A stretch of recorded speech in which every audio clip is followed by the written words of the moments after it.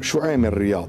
رياض هو هيدا اللي بيحطوا لك وقف الدماغ، بس بعدك بيقولوا لك عايش على الاكسجين، بس بدك بنشيله، بس تشيليه مات المريض. تيوب.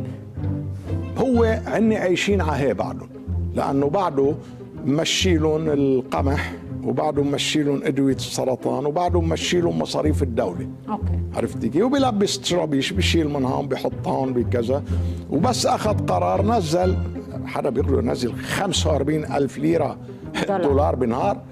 عرفتي كيف؟ منه قليل، بعده طيب ماشي. هيدا تيوب الاكسجين يلي ماده رياض سلامه بعد بيعيش لحزيران.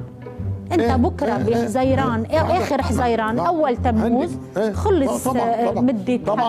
طبعا عندهم مشكله ساعتها. اذا فيكم عقل بعدكم كلكم، خاصه الخمسه المستهدفين، خاصه الخمسه المستهدفين واللي هن بالاخير رح يطيروهم من المعادله. مين هن؟ ما معروفين يعني. سعد الحريري شيلوه يعني. أوكي. للاسف يعني شيلوه، وصار في فراغ على الساحه السنيه. رغم انه انا بالسياسه ضد شيلته.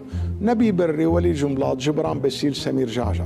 اوكي، هاو شو بده يصير فيه؟ رح يشيلوهم من المعادله، رح يشيلوهم. كيف يعني بده يشيلوهم من المعادله؟ هلا اذا قدروا، يمكن ما يقدروا يشيلوه، يمكن جبران باسيل يتحسن وضعه شعبيا ما يقدروا يشيلوه. نبي بري اكيد منه بالسهل يقدروا يشيلوه. انا عم بقول شو القرار. أوكي. مش عم بقول انه ممكن يقدروا. عرفتي كيف؟ يمكن ما يقدروا يشيلوهم، لانه في اوقات المعادله الداخليه هي اللي سعودي شيلتهم. كيف؟ او شيلتهم فيهم يشيلوهم بلا دم؟